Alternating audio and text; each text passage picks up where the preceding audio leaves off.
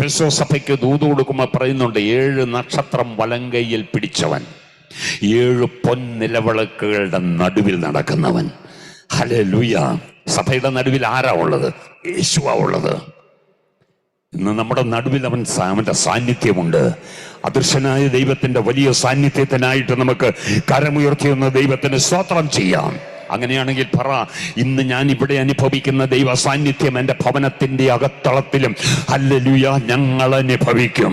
ഞാൻ എൻ്റെ ജീവിതത്തിൻ്റെ അനുഭവത്തിലും എൻ്റെ ഉള്ളിൽ ഹല്ലേലൂയ എൻ്റെ ഹൃദയത്തിൽ ആ സാന്നിധ്യം ഞാൻ അനുഭവിക്കും. അങ്ങനെയാണെങ്കിൽ പറ, എത്ര വലിയ പ്രശ്നങ്ങൾ വന്നാലും, പർവ്വതങ്ങൾ കുലുങ്ങി സമുദ്രമധ്യേ വീണാലും, ഭൂമി കുലുങ്ങിയാലും, അതിൻ്റെ കോപം കൊണ്ട് വെള്ളം ഇരച്ചു കളങ്ങിയാലും ഭയപ്പെടത്തില്ല. ഇന്ന് പകൽ പറ, ദൈവം അതിൻ്റെ മധ്യയുണ്ട്. ദൈവം അതിന്റെ മധ്യയുണ്ട്. കുലുങ്ങി പോകാൻ സമ്മതിക്കത്തില്ല.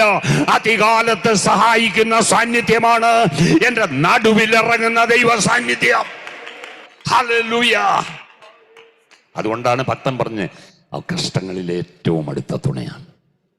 ഈ ദൈവം നമുക്ക് സങ്കേതമാ, ഈ ദൈവം നമുക്ക് ബലമാ. ഇസ്രായേൽ മക്കളെ മരുഭൂമിയിൽ കരുതാൻ ആരുണ്ട്? ആരുമില്ല. ഈ ദൈവം മാത്രമേ ഉള്ളൂ.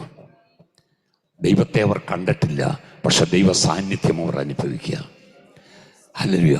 ഞാനും നിങ്ങളും ദൈവത്തെ കണ്ടിട്ടില്ല, പക്ഷെ ഈ ദൈവത്തെ അനുഭവിക്കാനുള്ള ഭാഗ്യം കിട്ടിയവരാ. സ്തോത്രം.